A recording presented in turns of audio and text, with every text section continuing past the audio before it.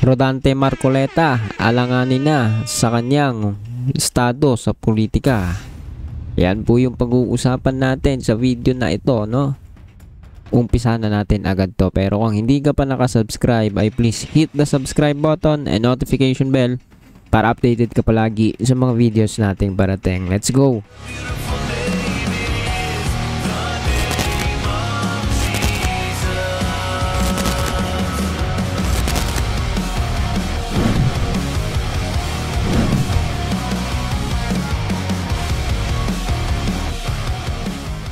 Sa dami po ng pwedeng makita na paglabag dito ni Marcoleta sa tila, no, makita po natin na pagsisinungaling niya para po sa akin, ito po ay ayon sa aking opinion lamang, no?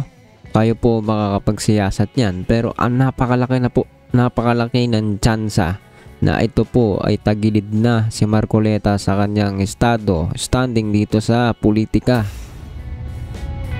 Sa video po na ito, pakinggan natin yung komento, opinion po ni Attorney Dino De Leon na public interest lawyer and trustee of Human Rights and People Empowerment Center.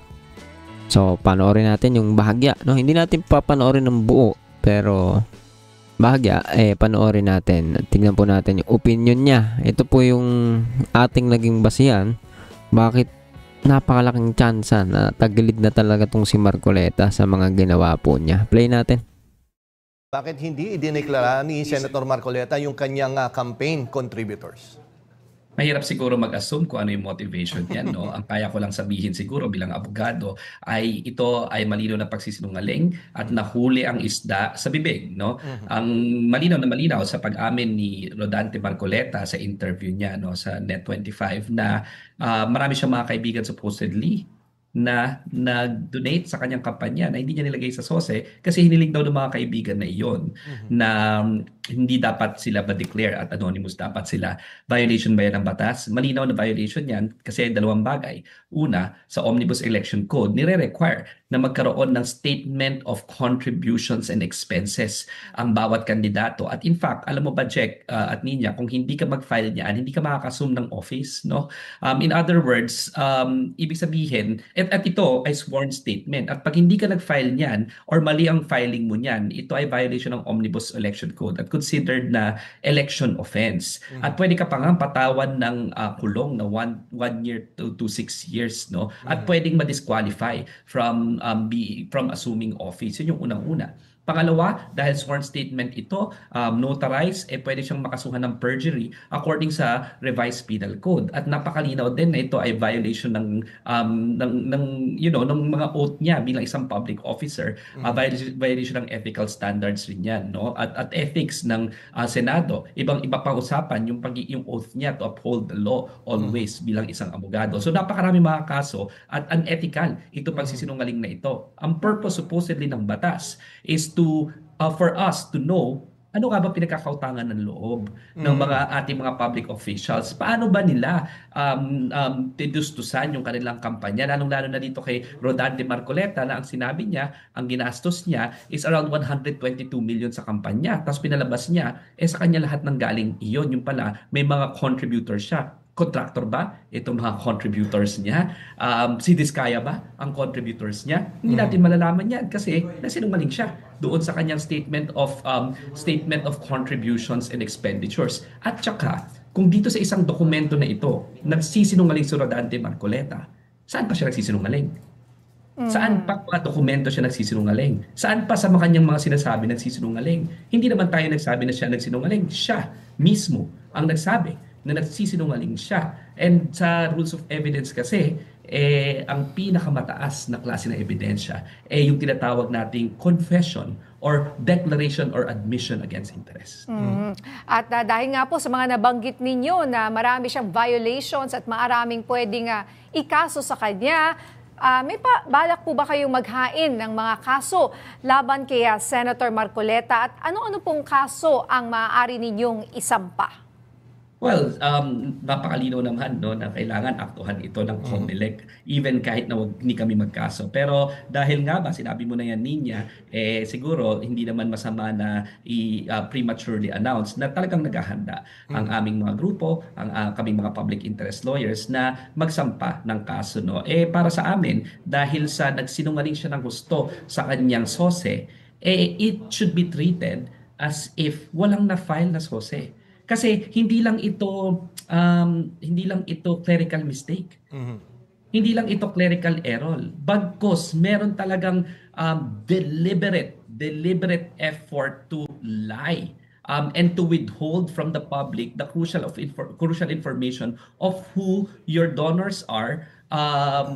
And this is inconsistent with what is required under the law. So ang aming palagay, this should be treated as if no SOSE has been filed. And therefore, disqualified dapat siya from assuming office. No? So disqualification ay aming ihahain. Maghahain rin kami ng complaint for perjury at maghahain rin kami sa COMELEC ng violation ng Omnibus Election Code. Pero alam mo, sa ating mga law enforcers, including yung nag-enforce ng ating election code na COMELEC, dapat hindi na sila nag-aantay ng complaint from the public, di ba? Dapat kung makita nila na may violation, pambababoy sa ating mga batas, di ba? The DOJ should motu proprio investigate and file an action. The COMELEC, as the chief enforcer of our election code, should investigate and file cases motu proprio, no? Pero tayo ring civil society, dapat tayo rin ang watchdog, no? Democracy is ang tinatawag lagi nila, democracy is a contact sport and is a participative exercise. So dapat tayo rin taong bayan maging mapagmatsyag, mag-scrutinize at di ba, hindi naman natin makikita ito kung hindi nag-scrutinize yung grupo ng kontradaya at hindi tingnan yung SOSE at saka yung kanyang SALN ng taong bayan. Ngayon kami namang mga abogado, syempre parte na rin siguro ng aming obligasyon is to make sure that appropriate cases will be filed. And of course to also provide our legal opinion. And sa aming legal opinion talaga, sa aking legal opinion, talagang pambababoy ng batas ang ginagawa ni Rodante Marcoleta. At yung bang proud na proud ka pa with impunity na nagsisinungaling ka sa sose mo, that's something that's unheard of. And I am amazed that this is being done by a lawyer supposedly. And speaking of, may kaugnayan din po dyan, no? Isa pa nga kaso na hindi pa nga niya na bibigyang liwanag, no? Yung affidavit na fake na ni Gutesa, di ba? Yung siya yung nag-present ng witness na apparently fake pala yung affidavit. Tingin nyo dapat siyang maparusahan or panagutin ng Senado sa ginawa niyang ito? Well, di ba? Ang sabi naman sa batas is the one who introduced a fake document is presumed to have authority, di ba? So sino bang nagpresenta dito kay Gutesa? Sila raw ni defensor. At nung pinasok niya yung ebidensya na yun, para bang kinukoach siya pa si Gutesa kung ano laman ng affidavit. Mas kabisado niya pa kung anong kulay ng gate, anong kulay ng bahay, kung meron bang nakakaligtaan si Gutesa, kung meron ba siyang hindi nabasa sa affidavit niya. Para bang kabisado niya. Tapos dinenay pa ito mismo ng notaryo publiko. At meron ng desisyon na ang Manila Court dito, kung maalala mo, na sinasabi na dapat kasuhan si Gutesa. At syempre, dapat kasuhan din yung presumed author, which is, of course, yung nag-introduce dito sa witness ito at nag-introduce ng dokumento. No? So, ang dami, ilang buwan pa lang na senador, itong si Rodante Marcoleta, di ba? Pati yung asawa niya, di ba? Supposedly, director nitong Stronghold Insurance, na beneficiary, supposedly, kasi hindi lang naman siya one share, kung hindi malaki yung share na, 500 shares, na hindi mo ba masasabing qualifying share, so hindi lang siya basta independent director, kung hindi may pecuniary interest siya dito, involved siya dito kay Gutesa, nagpa-abogado siya mukha sa mga diskaya, no? Ilang beses niya sinubukan na i-block yung pagpapabalik ng pera bago sila maging state witness. Tapos ngayon naman, aaminin niya with impunity, with bravado, with hubris na hindi totoo yung declarations niya in the sworn statement. Anong klase ito? Bakit ba natin pinapayagan yung mga ganitong klaseng leader na para bang wala sa kanilang rule of law at ang tingin nila above sila sa rules, above sila sa batas, above sila sa constitution, di ba? We should not tolerate these kinds of people who are treating our democracy with impunity. No? Never again. And they should they should be held into account and made to pay for their transgressions against our law. Iisa lang ang bansa natin at ang dito sa bansang ito, ang pinakamataas dapat ang konstitusyon, ang batas, hindi personalidad na katulad ni Marcoleta. Opo. And last question, Attorney, may 2 kilos protesta o pagtitipon na kontra katiwalian ngayong buwan. Ano po ang masasabi ninyo dito sa 2 kilos protesta na ito? Anong pagkakaiba at pagkakapareho ng dalawa? Well, una, protektahan natin, no? Protektahan natin ang karapatan ng tao magsalita. Protektahan rin natin ang freedom of expression. Dapat lang we express our disgust against corruption. Lalong-lalo na para bang may mga selective pa rin yung prosecution ngayon at nababagalan na rin tayo, no? So tama lang 'yan.